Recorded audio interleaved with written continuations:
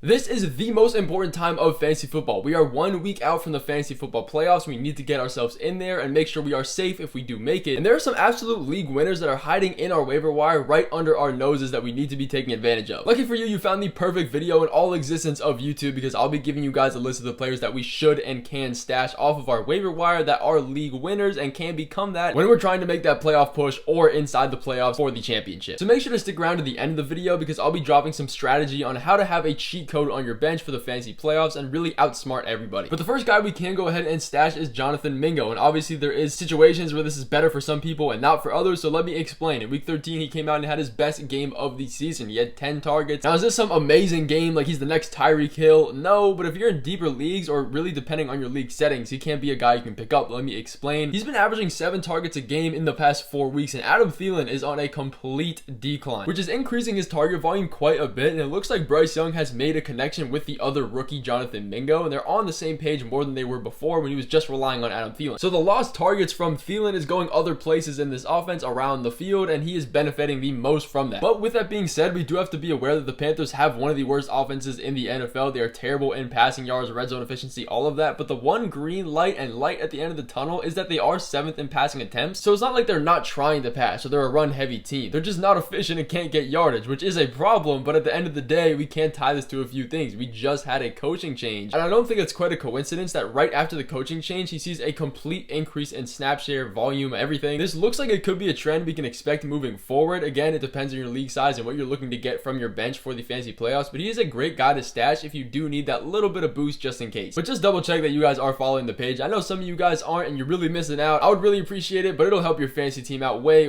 more. But the next guy we can be stashing on our bench that really can provide value for us later down the line in this week or even next week is Bryant, and there's some compelling interest on why he's actually a valuable player to stash. The Browns trotted out Joe Flacco for his very first start in this offense, and just this one start alone really told us a lot about how this offense is going to be run and what he is as a quarterback. We learned what kind of offense he's going to run, what he prefers, the targets, the routes, all that kind of stuff that he tends to pass more to, and a lot of that is short to intermediate routes. This is why we saw Elijah Moore get a really big increase in volume. He jumped from averaging around 5-6 targets to 12 last week. That's because he is a volume slot wide receiver. He gets a lot of his usage in the middle of the field, and that is also why we saw a whole bunch of targets to the tight ends and Harrison Bryant specifically. And I don't think it's really hard to believe that Joe Flacco's play style isn't a guy like CJ Stroud that's going to sling it 50 yards down the field almost every play. He caught all 5 targets that came his way from Joe Flacco, and the split in usage from the tight ends was 80 for David Njoku and 50 for Harrison Bryant. Now you might be looking at me and saying, the math is not mathing here. What in the world are you talking about? The reason is they ran an insane amount of 2 tight end sets. Both of these tight ends were on the field for a lot of plays, so the snap share isn't really going to equal 100, but they did this for more blocking and more short routes for Joe Flacco to dump off to. And by no means am I saying Harrison Bryant is going to overtake David Njoku in targets or even snap share, but what I'm saying is that if you're on the field, you're going to see a decent amount of opportunities, especially if you're actually running routes, which he is. A lot of tight ends will come onto the field and just block. They're not using the receiving game. We've seen Harrison Bryant be viable in this offense before. The Browns have used him alongside David Njoku. He did it last year. He's had a couple touchdowns in the past few games. He is used in the red zone, which again gives him some upside. And from what we're seeing, it's trending that Amari Cooper is going to miss this game with a concussion. Again, it's not finalized, it's not complete at the time of this recording of the video, but if Amari Cooper is out, it's going to be Elijah Moore, it's going to be David Njoku and Harrison Bryant. Nobody else is really around to catch passes. Again, in most cases, you're probably not going to be needing him, but I know the tight end pool is extremely shallow and some people are desperate. You might be in a deeper league, it might be a different scoring league. If you do need another, Brevin Jordan is an option. And this is more of a mental note to take. Dalton Schultz was out for this game, and we saw Jordan get a 75% snap share. He was the only tight end used. He saw 4 targets. There was only one other tight end to see a target in this game, and he only had like 10 or 20% of the snaps, and he had a severely low routes run percentage. He was not being used. He is the clear pass catching tight end, which is really good to see if Dalton Schultz were to miss more time in this offense. Now, he is dealing with a hamstring injury. We know these tend to linger. We don't know how serious it is, but if he could miss next week and any weeks moving forward, Brevin Jordan could be a sleeper start. And the real reason for this and why he's actually a viable guy is because Tank Dell has unfortunately been out for the entirety of the season with a fractured fibula. You hate to see it. These kind of injuries do happen, but with the Texans, they don't run a condensed offense. Their targets go everywhere. They get a lot of people involved, so it's not just the wide receivers that are going to benefit from his absence. The tight ends are going to get involved. Maybe the running backs are going to get a little bit more passes out of the backfield. It opens up a lot more opportunity because there are 10 targets unaccounted for now without Tank Dell every single game. If Dalton Schultz were to miss more time, he is a great sleeper ad. Stash him if you can. But building off that, Noah Brown is the single best stash in this video. For for similar reasons. There is no Tank Dell. That severely helps Noah Brown in his opportunities. Again, there's 10 targets not accounted for. He's moving into the wide receiver 2 slot behind Nico Collins. We've seen him be viable before in this offense. He has a really high upside. He runs a lot of deep routes. It really takes the top off of defenses, and this is really good for the offense they run because CJ Stroud throws the ball downfield a good amount. That's exactly what Tank Dell was good at. He might not have had the best game last week with Tank Dell exiting. He still played 81% of the snaps. He didn't catch a pass though. That's just regular wide receiver 2/3 volatility, but now with no Tank Dell and a conceptualized game plan without him, he should get more usage and actually be a viable guy we can start every week. This team is first in passing yards. They're 8th in passing touchdowns. They're very efficient in the red zone. A lot of scoring. They are better than a lot of people expected. So this is quite literally the last time you're going to be able to get him if you do want to stash him. He is the best stash of the week. But DeeJay Dallas is another guy moving into the running backs that you should keep an eye on for a couple reasons. Kenneth Walker is dealing with an oblique injury. He is doubtful for week 14. Zach Charbonnet also went down with injury last week with an actually pretty serious swelling of the knee injury, which the coaching staff did tell us about. And this makes DeeJay Dallas the workhorse running back if none of these other guys were to play next week. It looks like Zach Charbonnet is going to be out for the rest of the fantasy season, so he could be a good backup behind Kenneth Walker. Again, you guys should be stashing handcuff running backs. He is a great example of this. But they do have another running back on this roster, Kenny McIntosh, but he is absolutely no threat to DeeJay Dallas because he's been on this offense for a while. He's been active in this offense for a while, but he's been a coach's DNP for the past few weeks. And even with Kenneth Walker and Zach Charbonnet getting injured halfway through the game last week, he still did not see the field. It was only DeeJay Dallas, despite him being ready to go and suited up for the game. The only thing you can be worried about here is the matchup. They get a game against the 49ers this week coming up in week 14. If both of these running backs were to miss, I would still lean on possibly starting him because he does get involved in the receiving game and he does run a lot of routes. But that's a question we're going to answer later in the week in the starts and sits videos. You guys need to be around for that. Make sure you're subscribed if you haven't already. But that brings me to the handcuff running backs. You want to be maximizing your value on your bench when it comes down to the last week before the playoffs and the fantasy playoffs. This is one of the most important times to get your bench right. And one of the ways we do that and how we go through and actually win leagues compared to everybody else at a higher clip is by stashing these handcuff running backs to our actual top guys. It is now safe to take the dead weight off your roster, the third, the fourth string wide receivers that aren't actually really going to be used. Maybe they're going to average more points than the backup handcuff running backs are, but wide receivers are relatively easy to replace. And when you have a top running back like Christian McCaffrey, like Austin Eckler, like Bijan Robinson, like Javonte Williams, you're going to want their backup running backs because if they were to get injured, you're not completely screwed for the fantasy playoffs. And this can really be anybody that's not in a complete committee. Guys like Dameon Pierce and Devin Singletary are a good example of this. If one were to get injured, the other one is a complete league winner. You can stash one of them if you want. And the most prime example of this is, again, a guy like Christian McCaffrey that gets 100% of the usage, but if they were to go down, they have a clear backup in Elijah Mitchell that will get the usage. So again, a list of guys we can use for this. If you see Samaje Perine, Elijah Mitchell, Tajay Spears, Jalen Warren, Josh Kelly, Tyler Algier, all of these guys, if they're on the waivers, go pick them up. You can also use this strategy to play defense on the players you're playing against. Let's say your opponent has Bijan. Before you get into this matchup, go get Tyler Algier because if he were to get injured, he wouldn't have anybody to fall off on. It's a little bit dirty, but it is a strategy. But a quick list of defenses you can stash for the fantasy football playoffs. This is one of the most important parts of the fantasy playoffs that really set us apart from other guys. And defenses are a thing that a lot of people sleep on. They're very, very valuable for us. And if you get the right strategy, you will be in a way better place. People tend to neglect their defenses because it's not a player. They really don't care that much. They just set it and forget it. But they have the absolute chance to win you or lose you a playoff spot. So a team we can go get off the waiver wire is the Texans defense. They get a great matchup this week against the Jets. Their offense is terrible. They're going to get you into the playoffs if you need it, but they also have a good playoff schedule for the rest of the actual season. The Jets are projected for one of the lowest points of the week. They always are. They don't even know what they're doing at quarterback. They get to face the Titans twice and Cleveland. It's a great schedule. They're only rostered in 10% of leagues. You can also go through and get the Saints, who again have an amazing matchup this week and also for the rest of the fantasy playoffs. They get a matchup against the Panthers, who only have one win on the season. They are pretty much last in almost every single metric. They score one of the least in the league. They're only rostered in 30% of leagues, and they're a pretty good standalone defense on their own. So they don't even really need the matchups to be in their favor to be viable in fantasy. But maybe the best defense we can get off the waiver wire to stash for the playoffs is the Colts. They're only rostered in 30% of leagues. Don't ask me how. I have no idea. People must be asleep at the wheel because they've had double-digit points in their last 4 matchups, and they get one of the best playoff schedules in the entire league, up there with the 49ers, with the Browns. Top defenses, they get a really good schedule and they're ranked with them. They get the Steelers, the Falcons, and the Raiders in the fantasy playoffs, all terrible bottom offenses. But that is going to finish this video of the players we need to be stashing to secure a win in the playoffs or get to the playoffs in the first place. I appreciate you guys watching this video, and I'll see you guys in the next one coming soon.